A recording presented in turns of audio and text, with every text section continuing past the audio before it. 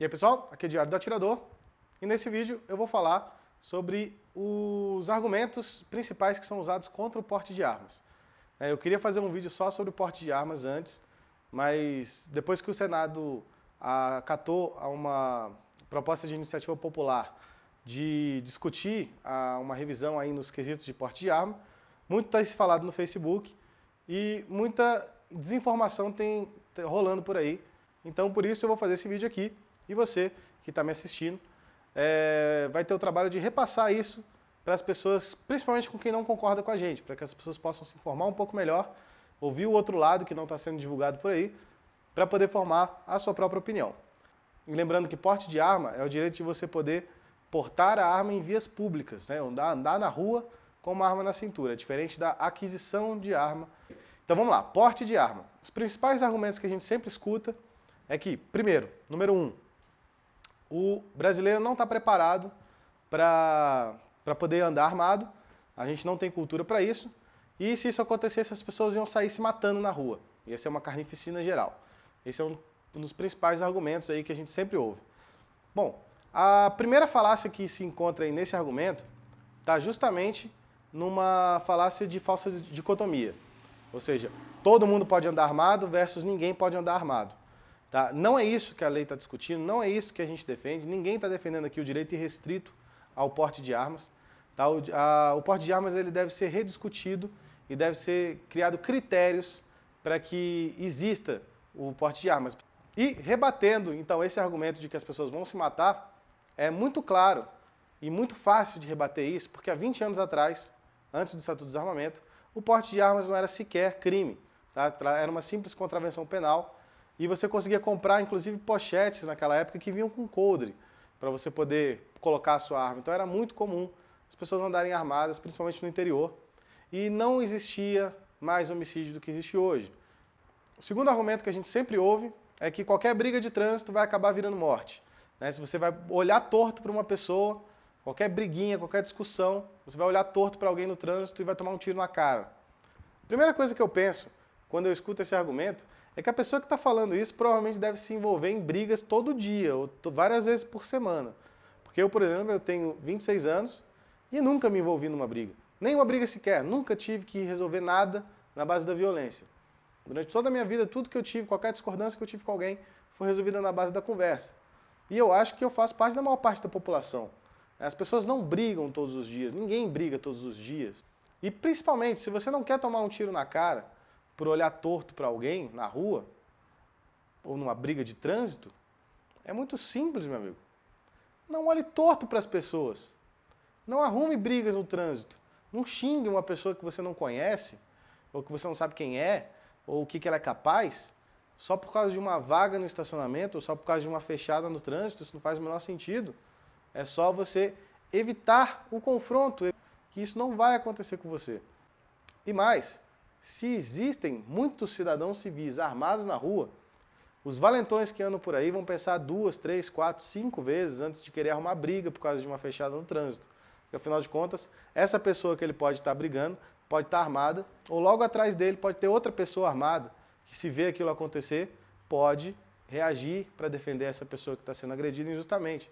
Um terceiro argumento que a gente ouve muito é que as pessoas já fazem justiça com as próprias mãos. A gente vive num país onde qualquer acusação de Facebook é suficiente para você tirar a vida de uma mãe de família, como aconteceu recentemente.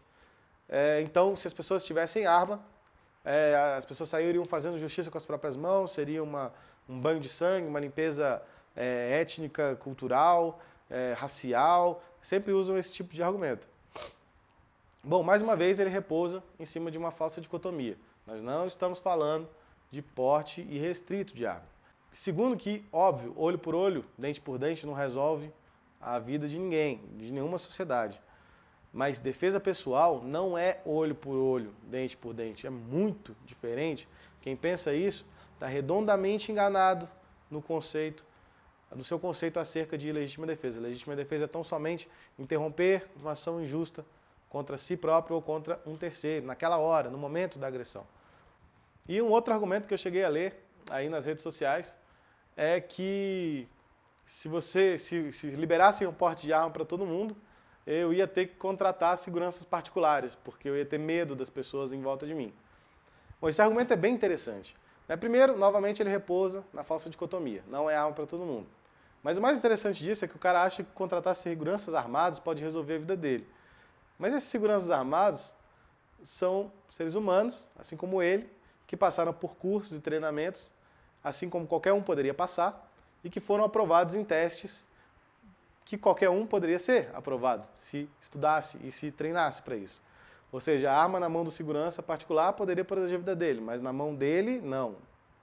Ou na mão de outro, não. O cidadão de bem não pode, mas o segurança pode, o policial pode. É muito simples resolver isso, é só fazer com que os testes sejam os mesmos. E para quem tem esse tipo de pensamento, eu recomendo fortemente que você pesquise um pouco mais sobre como funcionam os cursos de formação da maior parte dos policiais militares desse país.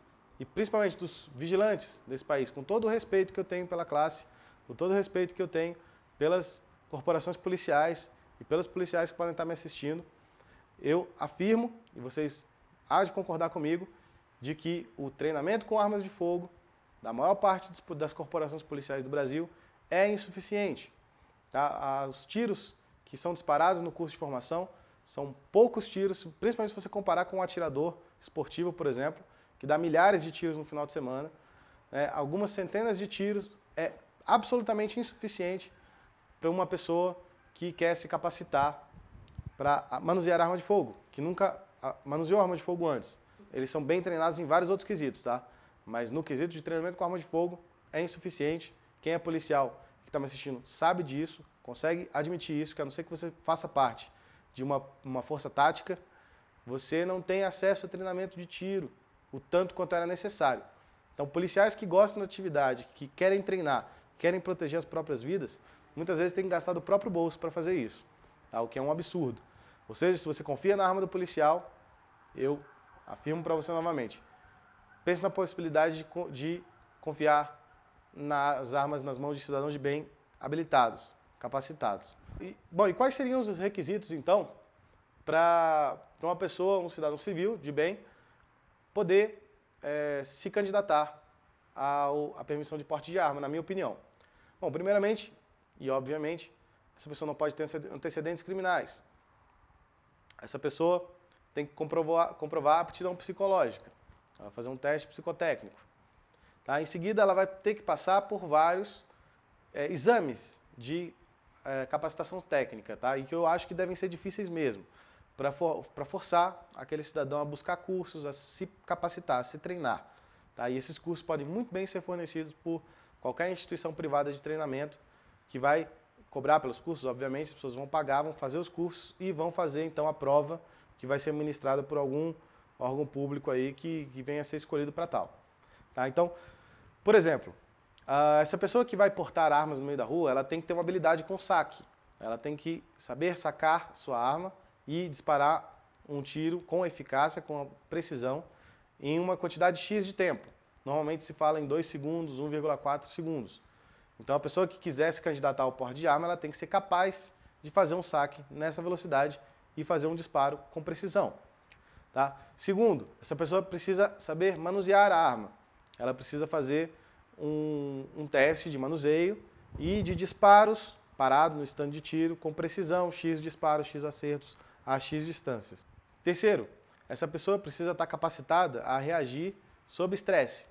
Então existem cursos de fogo sob estresse que podem ser ministrados também para essas pessoas que tenham interesse em buscar o porte de arma. Tá? Fogo sob estresse, sob barulho, sobre pressão psicológica. Tá? Isso muda totalmente a situação e se você não tem esse tipo de treinamento, realmente não é uma boa ideia você andar armado por aí.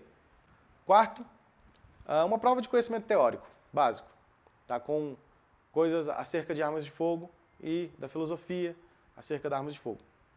5. A pessoa que vai se candidatar à permissão de porte de arma não deve usar bebida alcoólica enquanto estiver armado. Tá? Isso é normal em qualquer lugar do mundo, inclusive é um critério de cassação imediata do porte de arma em qualquer lugar do mundo, se você for pego embriagado portando sua arma. E para policiais é uma infração disciplinar muito grave, que pode até dar uma expulsão da corporação. Bom, frente a tudo isso, é óbvio que quem vai se candidatar ao porte de arma vai ter um custo muito caro, por causa desses cursos de treinamento que essa pessoa vai ter que passar. Tá? E é necessário que passe mesmo, realmente não adianta você achar que você vai colocar uma arma na cintura e que você está seguro. Porque existem bons argumentos contra o porte de arma. E eu vou apresentar alguns deles, que normalmente a gente não ouve nas discussões de Facebook de quem é contra o porte de arma. Bom, primeiramente, andar armado por aí te coloca em alguns riscos que você antes não estaria, se não estivesse portando sua arma. Por exemplo, se você é assaltado, por exemplo, por um pivete qualquer, que só quer o seu celular, sua carteira e seu relógio, você entrega tudo aquilo para ele, na maioria dos assaltos que acontecem, isso não vira um latrocínio. As pessoas não morrem por causa disso. Mas se você for pego por um vagabundo e você estiver armado, e você for pego desprevenido, muito provavelmente ele vai te executar. Tá? Isso é um fato. Ele vai roubar sua arma e ele vai te executar. Por, sei lá, X motivos. Ele vai porque ele vai achar que você está armado e você queria matar ele, então ele está no direito de te matar. Esse é um risco que você tem que pensar. Então isso significa que vários comportamentos que você tem no dia a dia normal, você não pode ter se você estiver andando armado. Por exemplo, não existe essa de você escutar música no fone de ouvido enquanto estiver andando na rua, por exemplo. Você tem que estar atento a tudo ao seu redor, você não pode ser pego desprevenido. Você tem que estar demonstrando estar atento para que você não seja uma vítima fácil. Você tem que estar preparado para reagir antes dele sequer pensar em se aproximar de você. Segundo, deixar entrar no carro e sair do carro, por exemplo. Tem que ser rápido. Você tem que entrar no carro, ligar e sair. Você vai estacionar e sair do carro. Você não vai pegar compras do mercado e ficar enrolando dentro do carro enquanto você está armado. Tá? Não é uma boa ideia. Você vai sair do carro, você vai olhar ao redor e aí sim você vai tirar as coisas que estão dentro do carro. A vestimenta que a gente usa no dia a dia. Se você pretende andar armado, muitas roupas que você usa no dia a dia você não vai poder mais usar. Então você vai ter que optar por roupas folgadas, talvez uma camisa de botão por cima, para poder realmente fazer o porte velado. Roupas apertadas, roupas justas, não vai mais ser possível você usar. Roupas que chamem muita atenção também não é muito interessante, né? Nos Estados Unidos eles falam muito de uma filosofia do Gray Man, que é o homem cinza, aquele homem que se mistura na multidão e que não é visto, não é notado. Essa é a ideia de quem anda armado. Você não deve chamar a atenção. Você deve evitar locais de risco, situações que te colocariam em risco, sempre. Você vai evitar confronto. Você tem que evitar, você tem que estar preparado para isso, para evitar qualquer tipo de confronto, qualquer tipo de briga, qualquer tipo de situação onde você se colocaria em risco. E, por último, obviamente, se você está armado, você vai evitar lugares como bares, como boates ou como qualquer outro tipo de lugar com um aglomerado muito grande de pessoas. A sua postura muda totalmente no dia a dia se você decide andar armado. Mas todos esses argumentos são para ser analisados no âmbito individual. Tá? Você, enquanto cidadão, enquanto indivíduo, vai pensar se você quer abrir mão dessas coisas para poder andar armado, tá? Para poder ter a chance de se defender. Tá? E realmente você se coloca em um pouco mais de risco se você está armado, mas todo mundo sabe que hoje em dia nada impede de um vagabundo te executar num assalto por puro prazer, só para ver você morrendo. Né? Isso acontece o tempo todo. Recentemente a gente teve até um caso numa lotérica aí, que os bandidos foram lá, assaltaram, tinha um rapaz fazendo a faxina da lotérica, ele ajoelhou, implorou, não teve nenhum tipo de reação e simplesmente foi executado a sangue frio, né, por esses assaltantes. Então foi isso, pessoal, esse foi um pequeno vídeo introdutório à questão do porte de arma. Eu vou fazer mais vídeos sobre esse tema, tem muito a se falar, tá? E acompanhe o canal, continue acompanhando. Se você chegou agora, se inscreve, tá? Se você já está no canal, compartilha esse vídeo com quem não concorda com a gente, com quem não tem posição formada acerca desse assunto, que é muito importante. E até o próximo vídeo, pessoal.